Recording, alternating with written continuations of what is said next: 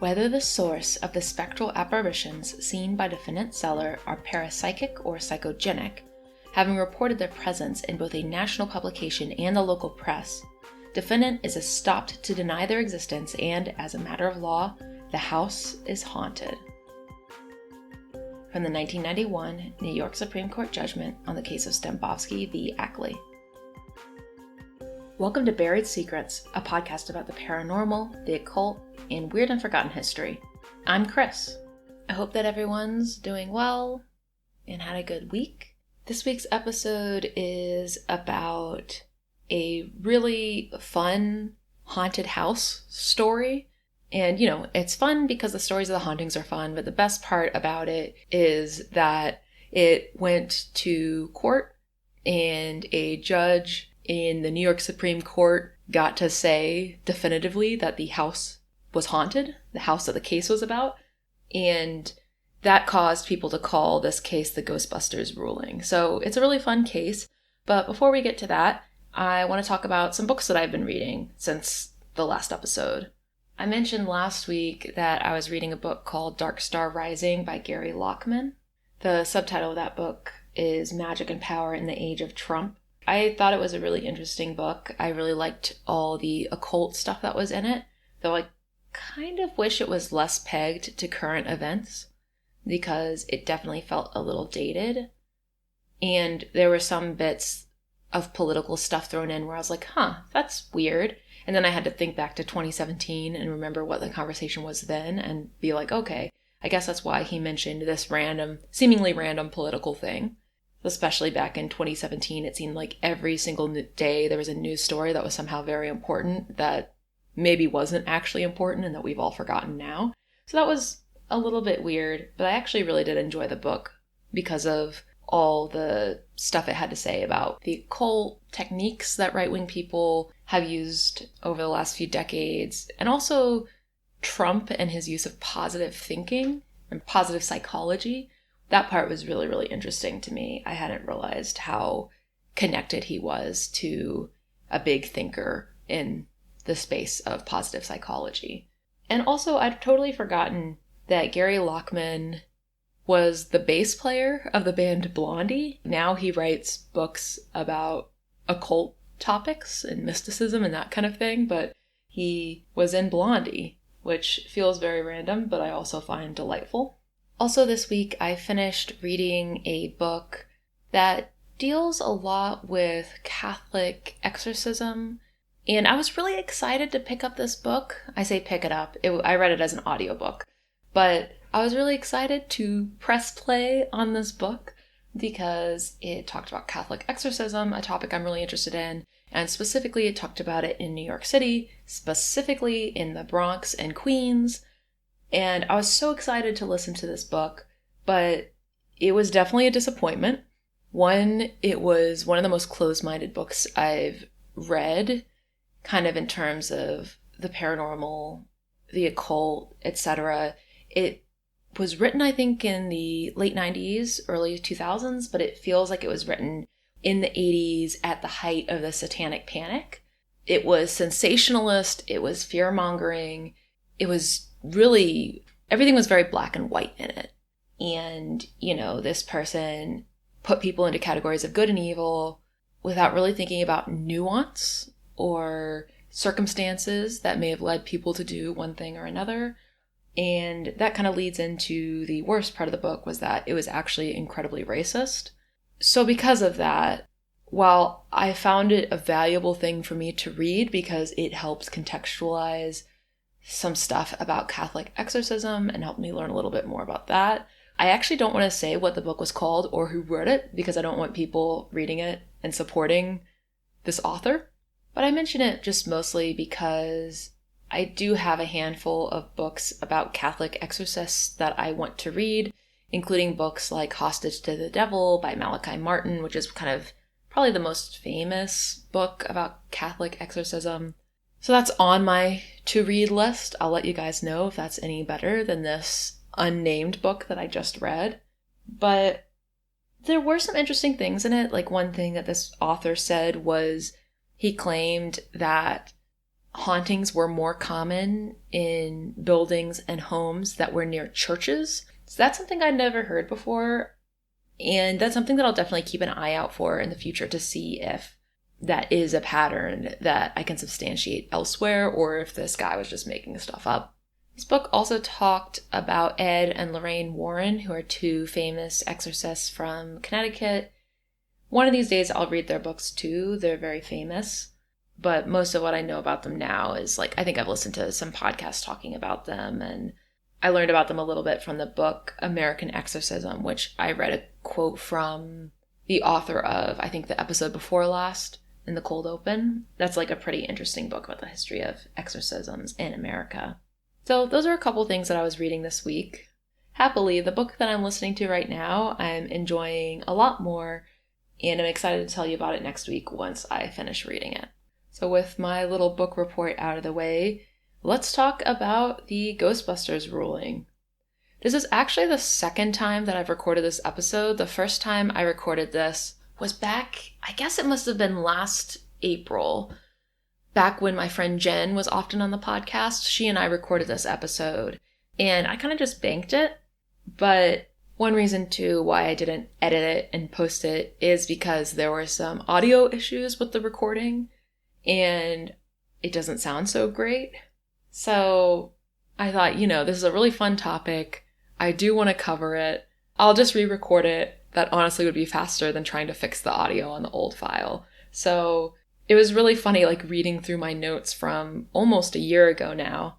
And I could really tell when I had recorded it, because last year I recorded it right after Passover, because this story is set in Nyack, New York, which is where my wife and I go for Passover every year, except, last year and this year, except for COVID years. We typically go to Nyack, which is a town outside of New York City where she has some family, and that's where we usually go to a Seder.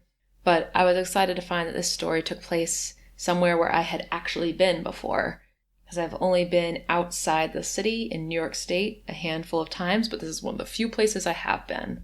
So first, let's talk about haunted houses.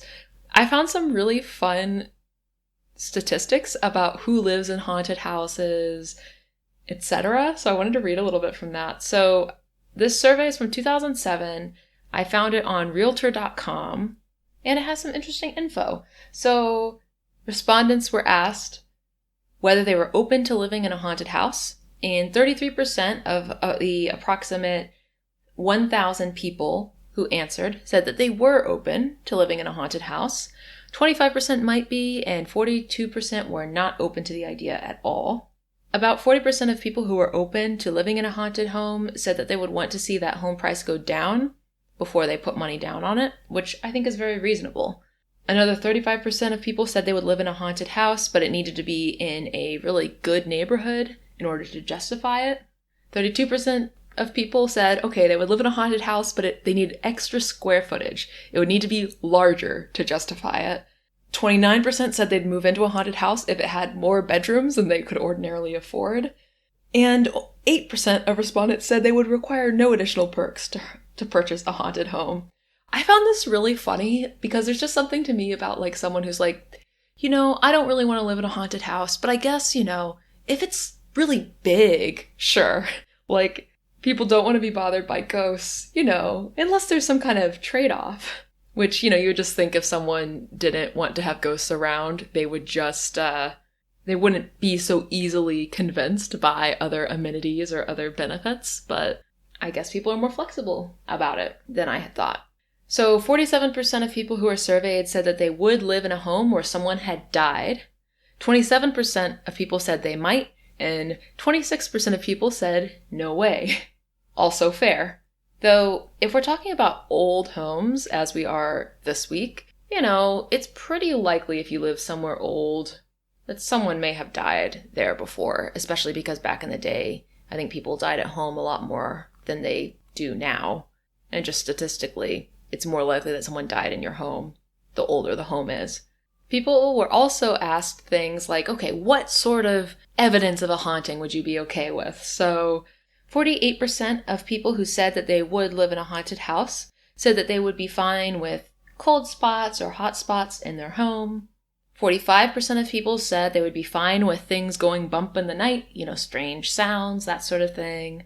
39% of people said that they were okay with strange feelings in certain rooms, things like having, the hair on the back of their neck stand up, feeling uneasy. 35% of people were okay with unexplained shadows, potentially like shadow people, creepy shadows of your bed while you're asleep, etc. But only 20% of people were comfortable with floating tables or creepy, invisible things touching you. Interesting. You would think that more people would be afraid of shadow people than that, but maybe that's just my own bias. I think the idea of a shadow towering over your bed while you're asleep is just completely terrifying. Whereas a floating table is obviously not great, but feels less creepy to me. Because at least you weren't asleep and then woken up by something creepy.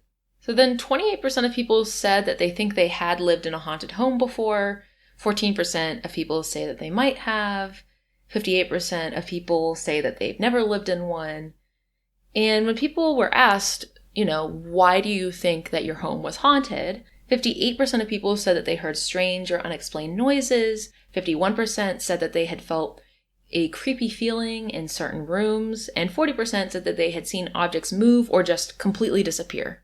From a 2018 Realtor.com survey, 34% of people who were selling their homes said that they would be willing to disclose ghosts to interested buyers, whereas 27% would only tell them about it if they were asked about it. The study also said that millennials were the most likely generation to buy a haunted house. That tracks. And also their survey showed that maybe living in a haunted house was more common than you would imagine. So for this survey, nearly 2 in 5 people believed that they had lived in a haunted house, and 44% of those people either suspected or were fully aware of that haunting before they moved in. And the majority of people younger than 55 suspected or were sure that their home was haunted before they moved in. Man, I just have to share, right when I said that sentence that I just said at the end, like punctuating it, you heard a sound that I left in the recording. That was the bedroom door behind me, just like opening on its own, which was very funny. I do not think that was a haunting, though. I think that door is just a little bit finicky and doesn't like to stay closed. But the timing of that was very funny. So the thing I was just about to say before I was interrupted by a weird noise and then looked over my shoulder and saw that a door had just opened on its own was that hearing strange noises was the most common spooky thing that people noticed in their homes that made them think it was haunted. 54% of people said that happened. 45% of people said that they had odd feelings in certain rooms. And 34% of people said that they experienced erratic pet behavior, like their animals knew something was up that they couldn't see. So that's a little bit of background about haunted homes and what sort of people want to live in haunted homes, what sort of people don't want to, and what hauntings usually seem like to people who believe they have a haunting. So let's get to the specific haunted house we're talking about today. So this Ghostbusters Ruling is a case that's actually taught in law school, I think because it's fun, but that's part of why it's a very well-known case, because people literally learn about it in law school. There's a lot of good puns to be made about this case. There are a lot of good headlines to be written about this case. So for example, the New York Times wrote a headline that said, 18 rooms, Riverview, ghosts. There was a headline in the Star Tribune in Minneapolis that was, buyer fears ghost of resale future, but judge won't slime the deal. And then the newspaper Capital in Annapolis had the headline, the realities of real estate, buying a haunted house, as if it's a how-to guide on buying a haunted house, which I found funny. So the house we're talking about today is an 18-room Queen Anne Victorian house. So the Queen Anne Victorian style is probably what you think of when you think of a really ornate Victorian home with, towers and turrets and gingerbread trim and fancy windows and typically a really asymmetrical facade. This home is 5,000 square feet. It has 7 bedrooms, it has 4.5 baths, and nowadays, I think it's gotten a bit of an upgrade since at least when the story begins.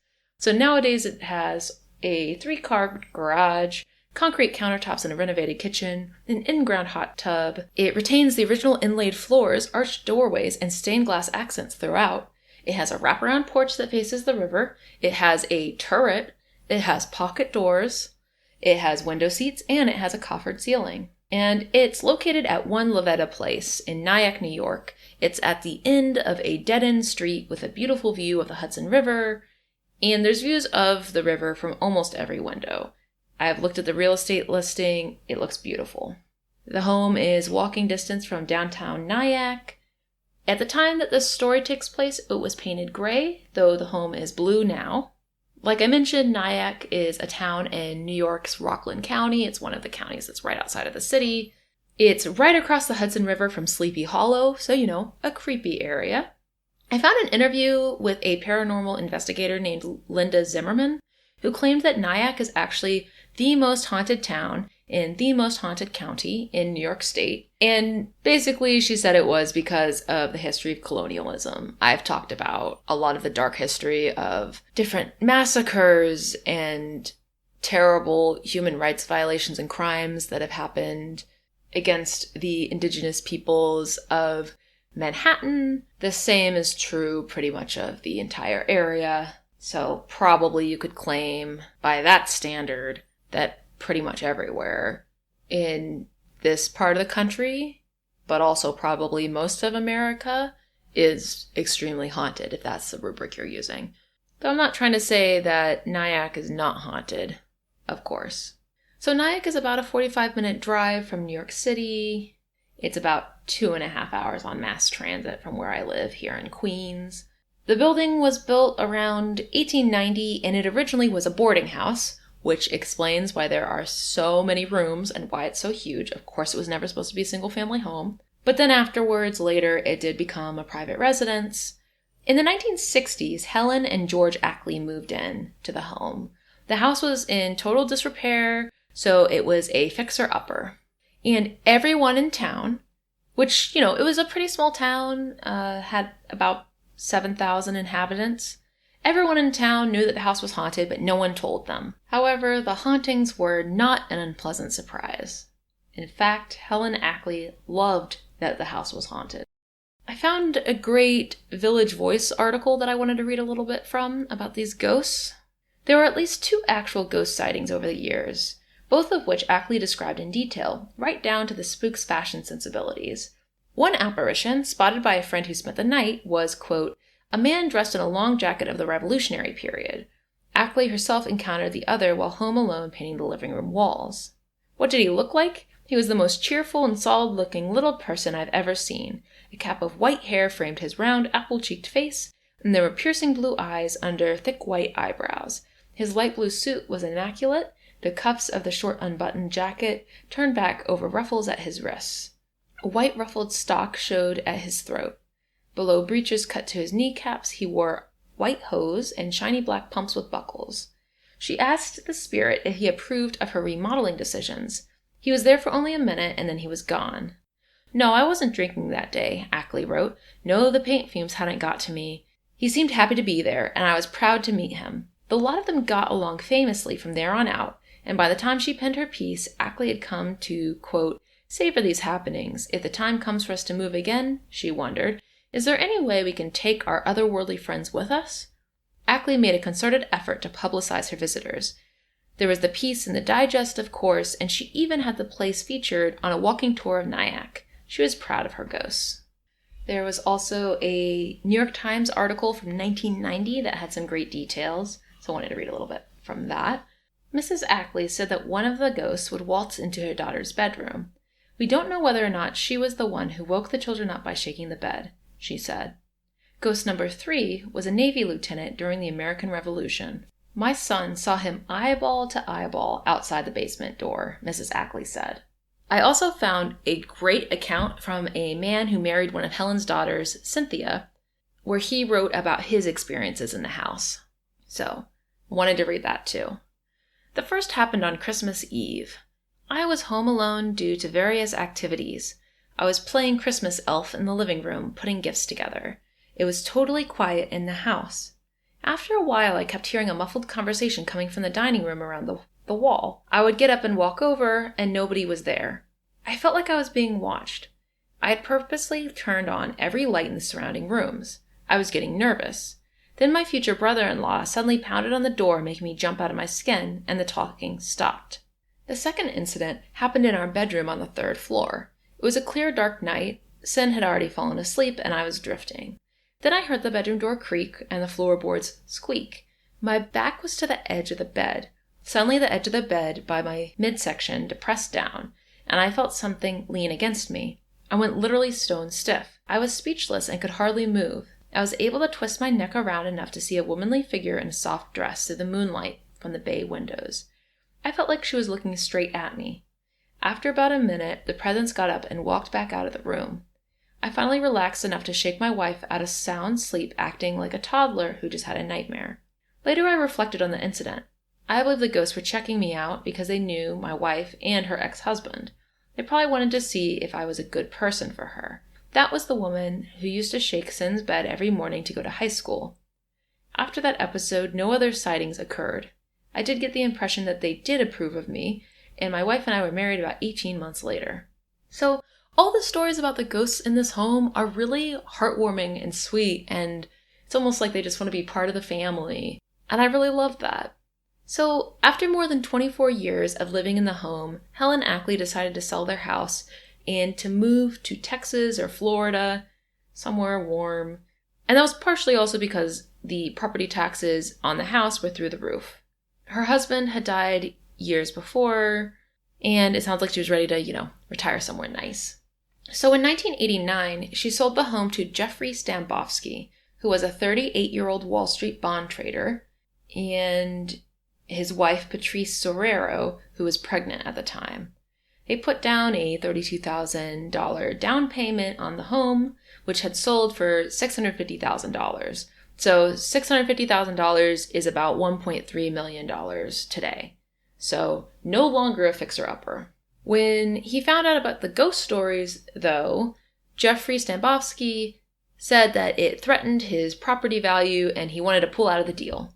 So from the LA Times, Jeffrey and Patrice Stambovsky, who had decided in 1989 to buy the old 18-room mansion in Nyack for $650,000, but changed their mind after a local architect said, "Oh, you're buying the haunted house," seem that they were not told before they put down a $32,500 binder that the owner, Helen Ackley, claimed for years that she had been seeing poltergeists.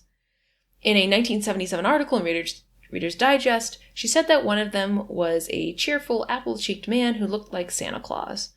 In a local newspaper in 1982, she described the spirits as, quote, dressed in Revolutionary period clothing, perhaps frozen in a time warp, waiting for someone or some reason to move on. In a 1989 article about a real estate tour in suburban Nyack, the house was described as riverfront Victorian with ghosts. "I feel that they are very good friends," she said last year. "Occasionally they would leave little gifts. It's very comforting to have them around when you're by yourself. Would you want to bump into George Washington in the middle of the night?" the Stambovskys' lawyer asked. Since Mrs. Ackley hadn't said boo to them about the hauntings, they demanded their money back. "My feeling is that Mrs. Ackley is a very neat old lady who likes to spin tales," Stambovsky said. "But if my wife is influenced enough by that stuff to feel uncomfortable, that's a good reason not to sink our life savings into the place. We were the victims of ectoplasmic fraud," he added. The Stambovskys backed out of the deal and sued to get their down payment back. So there are several very funny things about those quotes. One, I like that Stambovsky is basically being like, "I'm not afraid of ghosts. My wife is afraid of ghosts." It's like, yeah, a likely story. Way to blame it on your wife. And then also when the lawyer's like, "Would you want to bump into George Washington in the middle of the night?" I mean, the answer to that is yes. Who would say no to that? That sounds great. Or at least interesting. So, to elaborate a little bit more on how Stambovsky was like, "Well, I'm not superstitious. I'm worried about other people." The Village Voice basically said that The Stambovskys weren't actually worried about ghosts, according to what court records say. They were worried about what future buyers would think about a haunted home. And they felt that it would hurt the resale value of the house if it was so well known that it was haunted. I feel like that's not the best argument because they didn't know it was haunted and they still bought it. But after the court case, everyone will know it's haunted. So that really would hurt the resale value of the house. It's very silly. But they seem like very silly 1980s Wall Street type people. One thing that Patrice Serrero, the wife, said about the ghosts was she was worried that they might only like the Ackleys, and the ghosts might be upset if Ackley moved and then might take it out on the new owners. So to read a bit from an article from 1990 from the Associated Press, once she sells the house, Ackley says she plans to move to Orlando. She noted that ghosts usually get attached either to a particular person or a specific place, and she doesn't know what kind of ghost she has. If they want to come with me, I'd be glad to have them, she said. The ghost can be heard coming down the stairs in the morning and going back upstairs in the evening, Ackley said. She said that when her 4 grown children were young, the ghost would shake their beds to get them up in the morning. Very sweet, very endearing. So in 1990, a New York Supreme Court judge said that the Stambovskys could not get the down payment back. He said that there was precedent in buyer beware cases where people bought houses and then found out they were on landfills or were about to have their sewers disconnected and couldn't do anything about it. So I wanted to read a few choice bits of testimony from the case. Question. You knew the house was haunted before you bought it yourself, isn't that right, Helen? Answer. Yes, I knew. Some kids from the neighborhood told me it was. I'm not afraid of ghosts. Question. Are there ghosts in that house at Laveta Place? Answer. Definitely. At least 3. A married couple and a Navy lieutenant from the American Revolution. Question. And there was a book written about these ghosts? Answer. Yes. Sir George, the Ghost of Nyack. Question. In the Reader's Digest article, you read about spirits waking up your daughter for school. Answer. Yes, like it says in the article, the spirit would wake my daughter for school by shaking the bed. When she was out of school for spring break, my daughter would shout before going to sleep that she did not have school the next day. Question. And what happened the next day? Answer. The next day, the bed did not shake. And then I wanted to read a little bit of testimony from Jeff Stambovsky. So, question. Are you afraid of ghosts? Answer. Terrified. You ever seen the movie Poltergeist? Question. Would you have entered into the contract to buy one Laveta if you had known the house was haunted? Answer. Never. Question. Were there any other problems with the house? Answer. None. It was perfect as far as I or the inspectors could see. But I don't want to live in a house that is haunted, and it is haunted. That's interesting because it kind of contradicts some of the other things he was saying earlier about not being superstitious himself, but, being afraid of what future buyers would think. I don't know if he's just hamming it up for the court or what.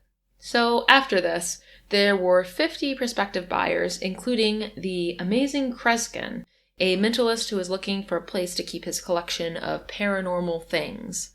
So from another 1990 New York Times article, Kreskin, a performer who describes himself as a mentalist and who uses only one name, wants the house only if it really is haunted.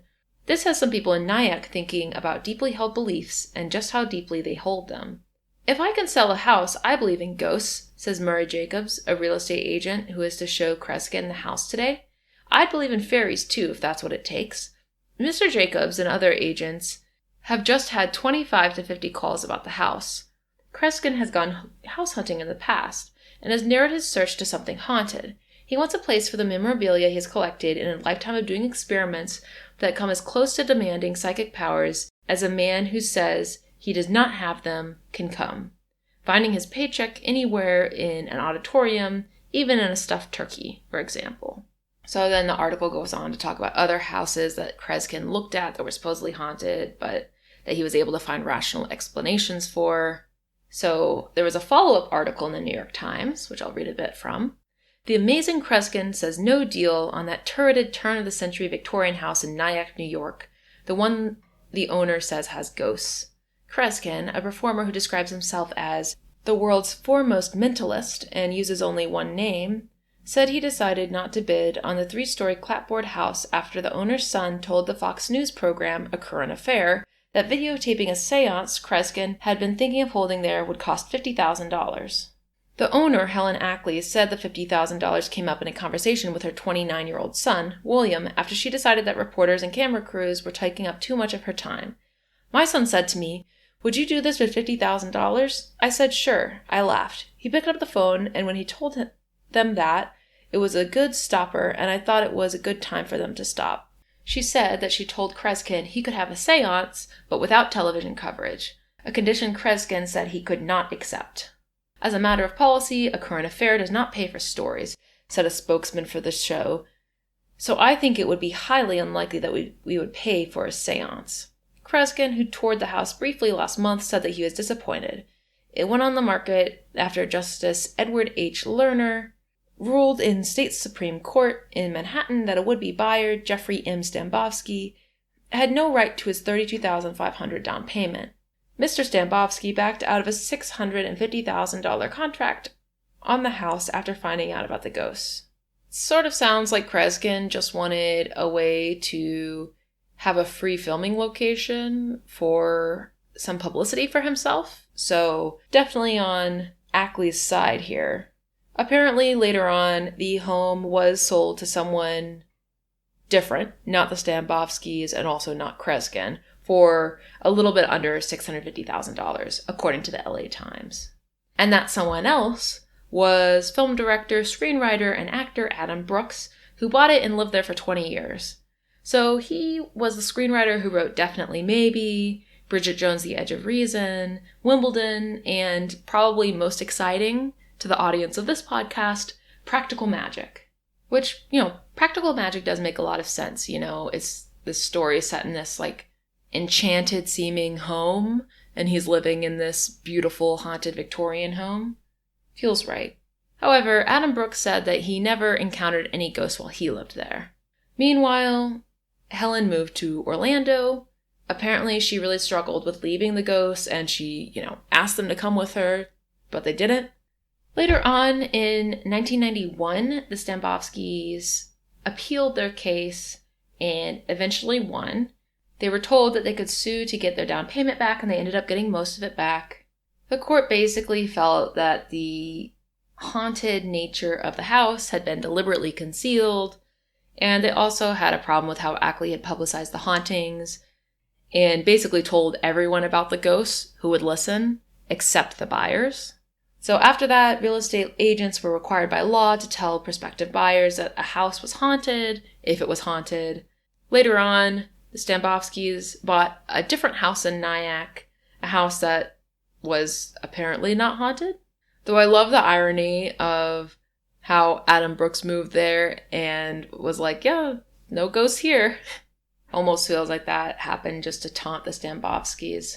So in the Supreme Court decision, there were 5 judges. 3 of them were in favor of the Stambovskys getting their down payment back, and 2 people dissented.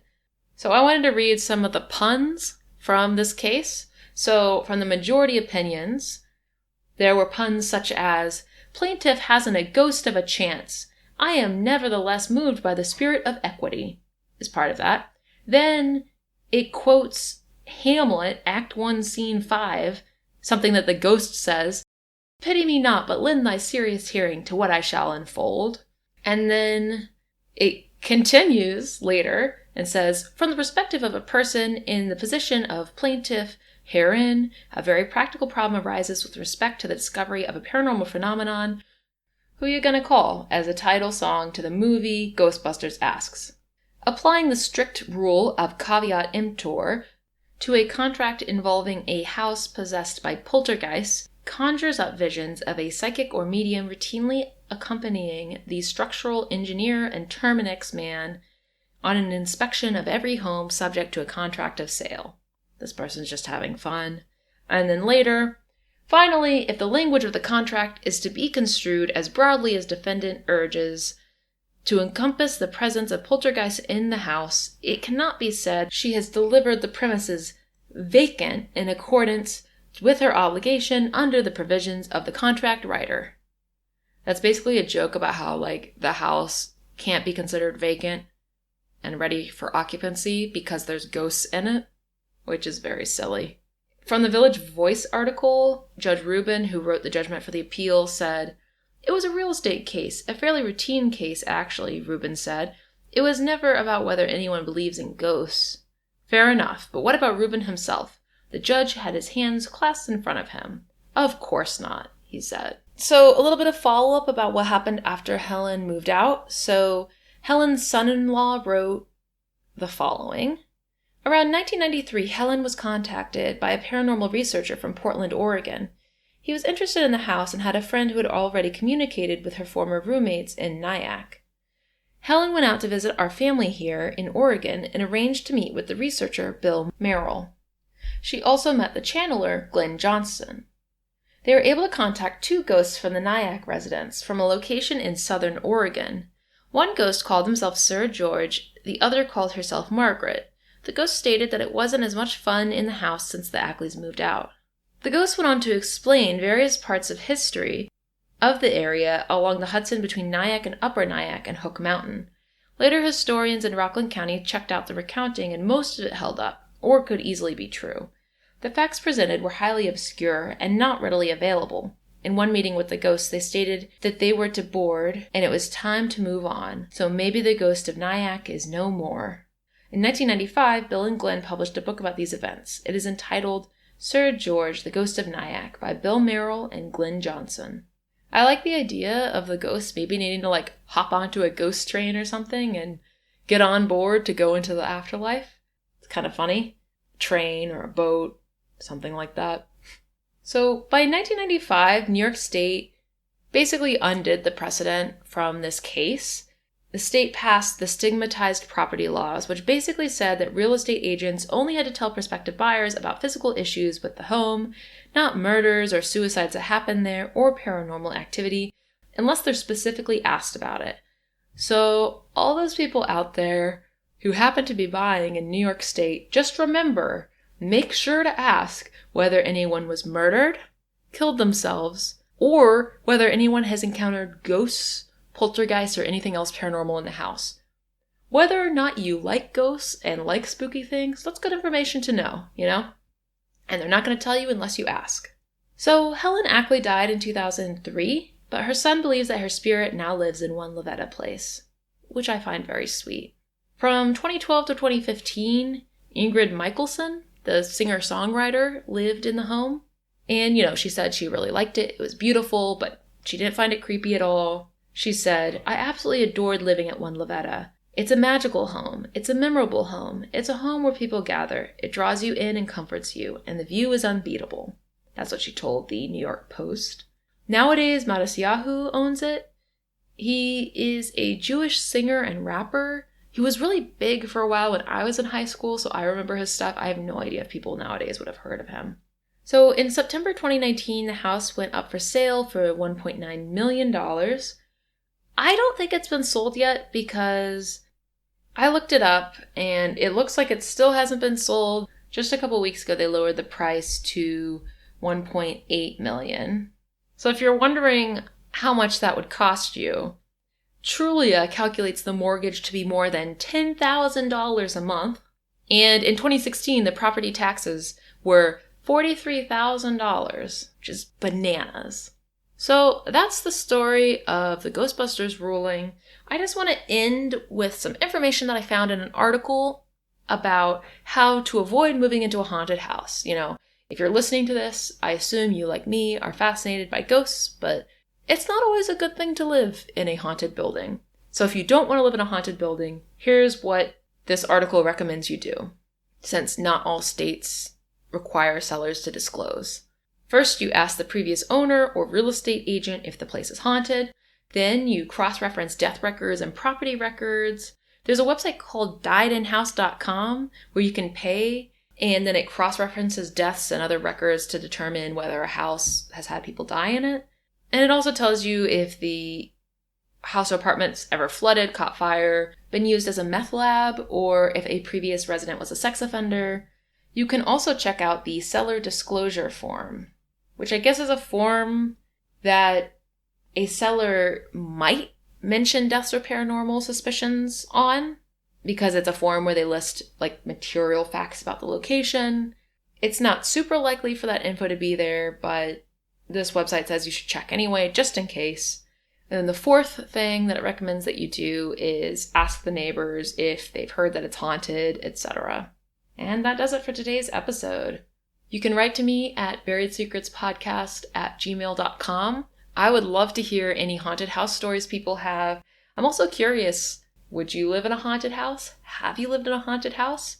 What would you do if you had the money to buy a house and then put down the money and then it was haunted? I love this kind of thing, and I'm super curious if anyone has good stories. You can check out the show notes with all of the sources at buriedsecretspodcast.com. You can follow the show on Instagram at Buried Secrets Podcast. And thanks so much for listening.